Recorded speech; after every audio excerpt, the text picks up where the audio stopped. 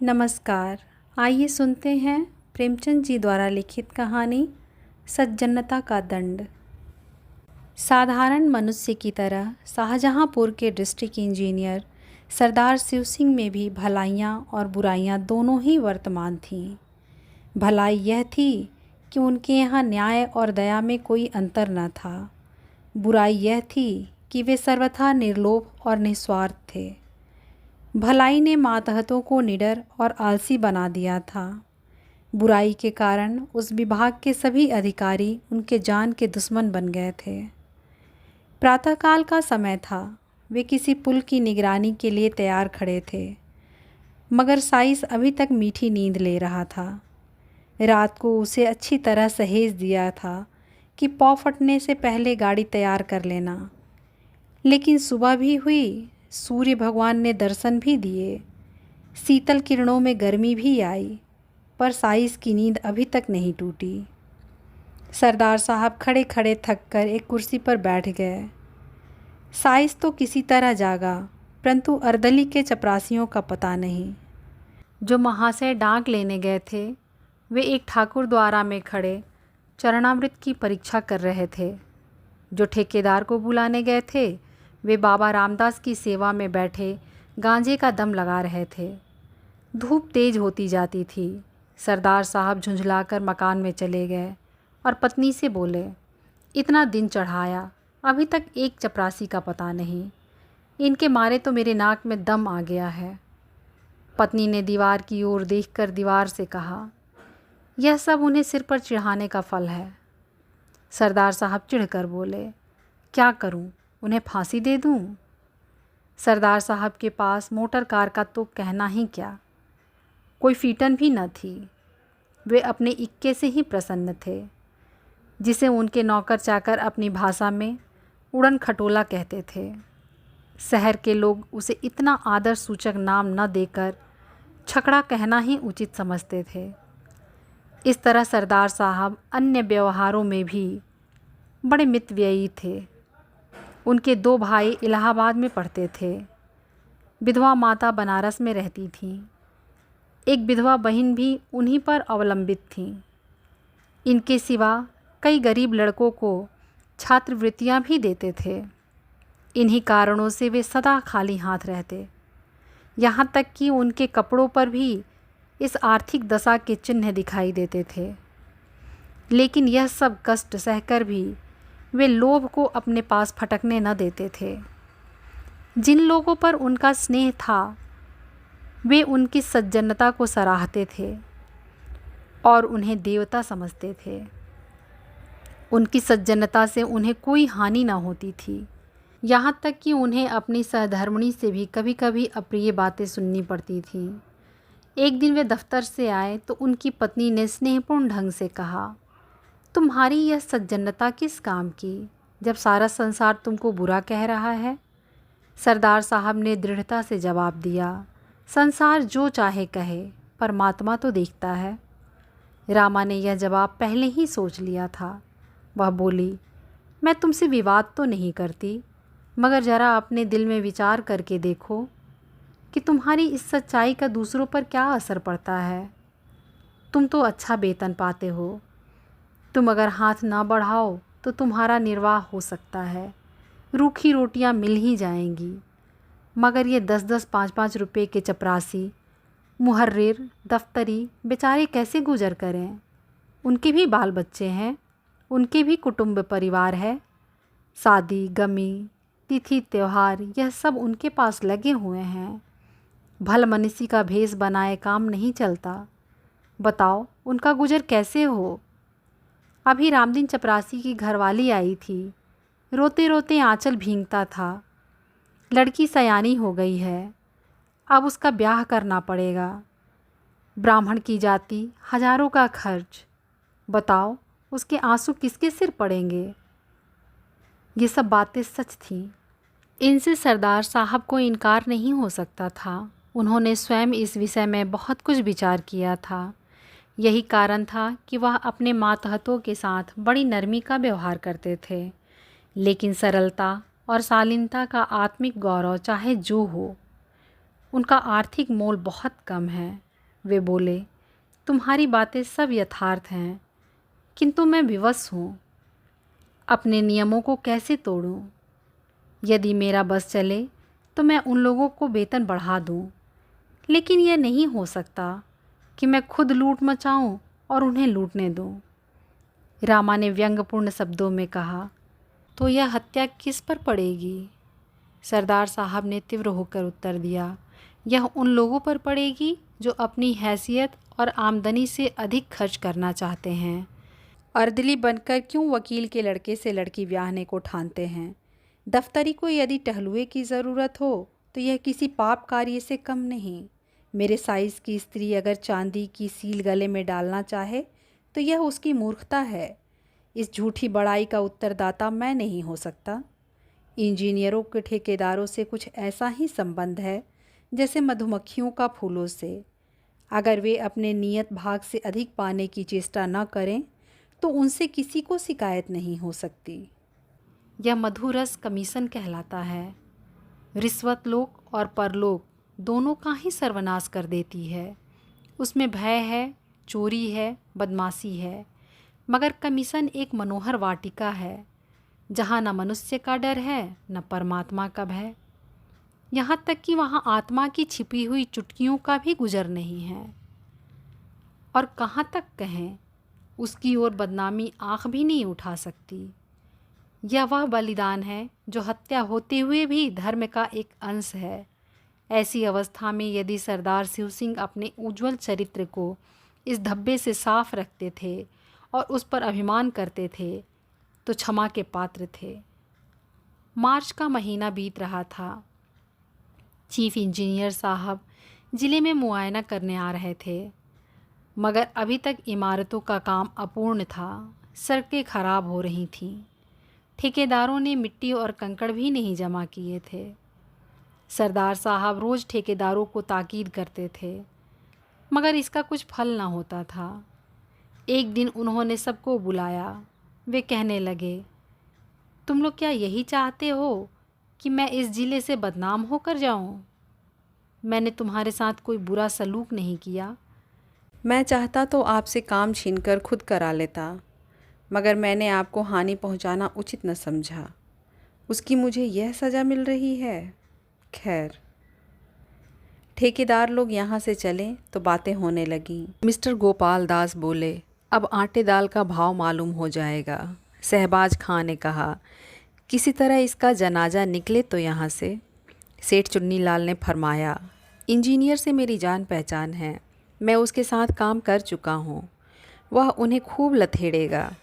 इस पर बूढ़े हरिदास ने उपदेश दिया, यारो, स्वार्थ की बात है, नहीं तो सच यह है कि यह मनुष्य नहीं देवता है। भला और नहीं तो साल भर में इस कमीशन के 10,000 तो होते होंगे। इतने रुपयों को ठिकरे की तरह तुच्छ समझना क्या कोई सहज बात है? एक हम हैं कि कौड़ियों के पीछे ईमान बेचते फिरते हैं। जो सज्जन पुरुष हमसे एक पाई का रवादार न हो, सब प्रकार के कष्ट उठाकर भी जिसकी नीयत डमाडोल न हो, उसके साथ ऐसा नीच और कुटिल बर्ताव करना पड़ता है। इसे अपने अभाग्य के सिवा और क्या समझें? शहबाज खां ने फरमाया, हाँ, इसमें तो कोई शक नहीं कि यह शख्स नेकी का फरिश्ता है। सेठ चुन्नीलाल ने गंभीरता से कहा, खां साहब, बात तो वही है जो तुम कहते हो, लेकिन किया क्या जाए?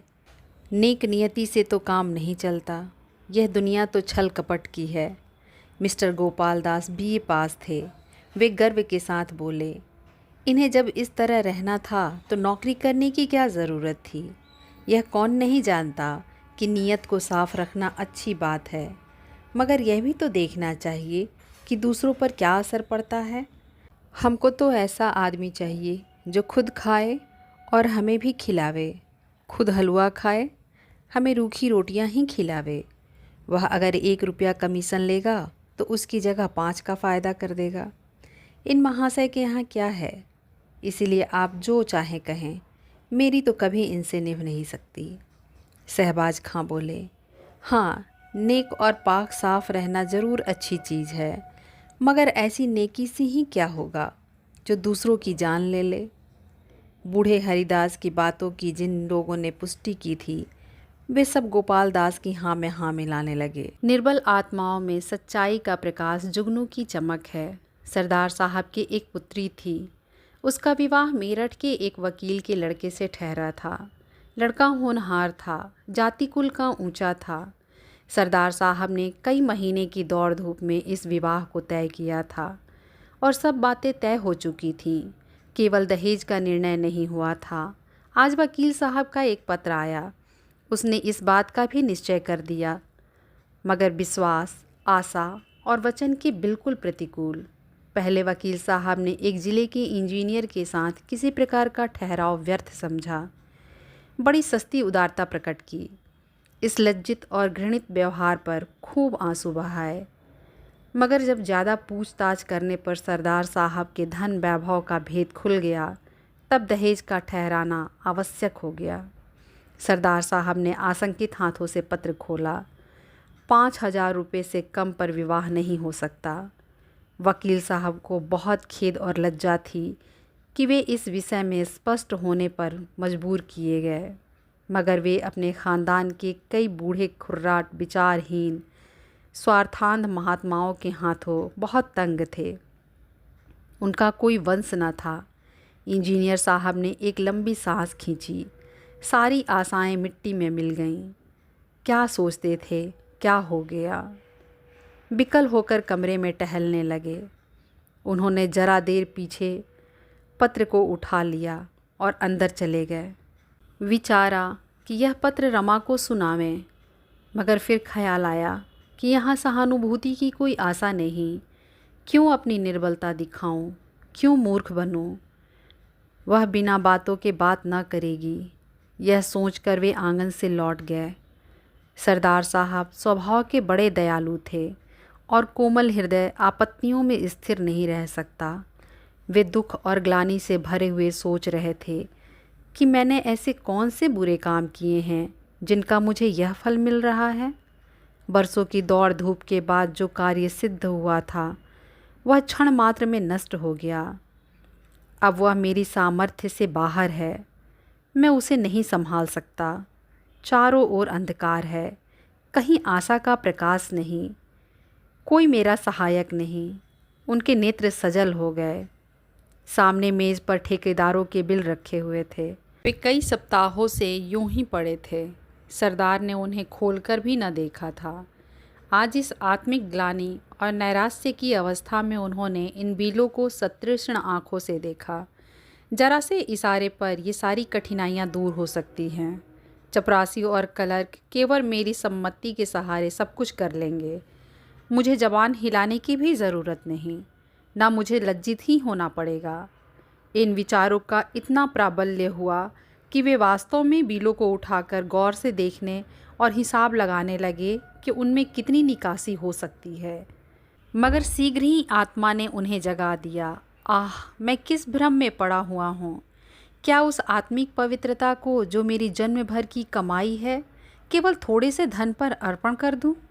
जो मैं अपने सहकारियों के सामने गर्व से सिर उठाए चलता था, जिससे मोटर कार वाले भ्रातृगण आंखें नहीं मिला सकते थे, वही मैं आज अपने उस सारे गौरव और मान को, अपनी संपूर्ण आत्मिक संपत्ति को 10-5 हज़ार रुपयों पर त्याग दूं?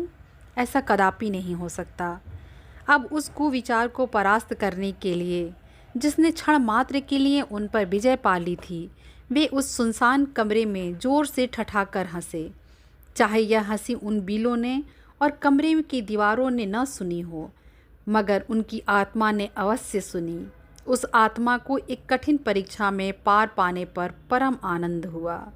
सरदार साहब ने उन बिलों को उठाकर मेज़ के नीचे डाल दिया, फिर उन्हें पैरों से कुचला। तब इस विजय पर मुस्कुराते हुए वे अंदर गए।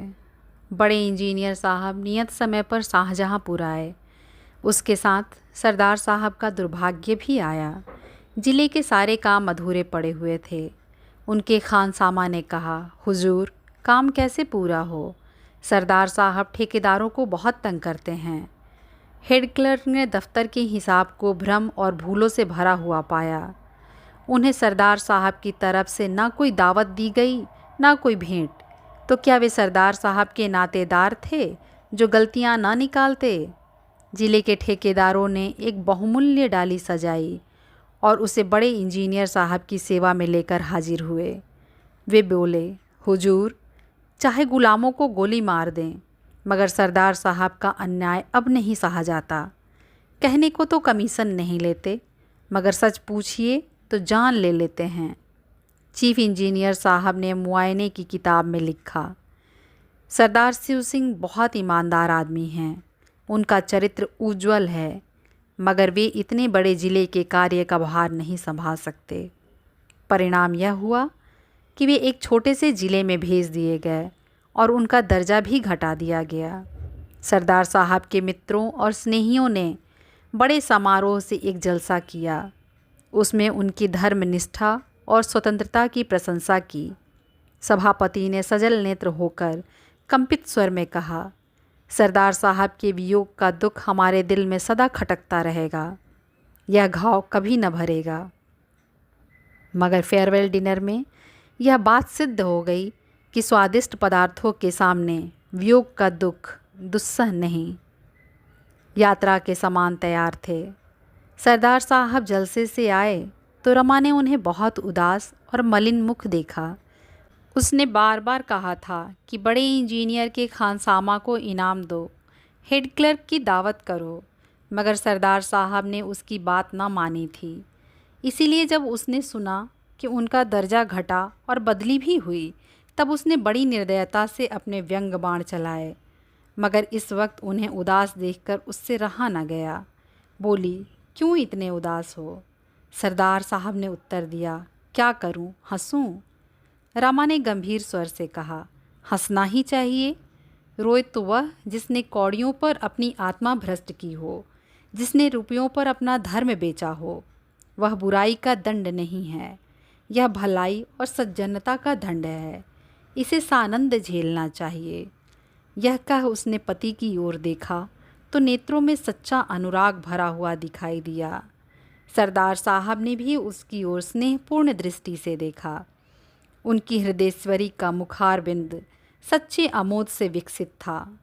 उसे गले लगाकर वे बोले, रामा, मुझे तुम्हारी ही सहानुभूति की ज़रूरत थी। अब मैं इस दंड को सहर्ष सहूँगा।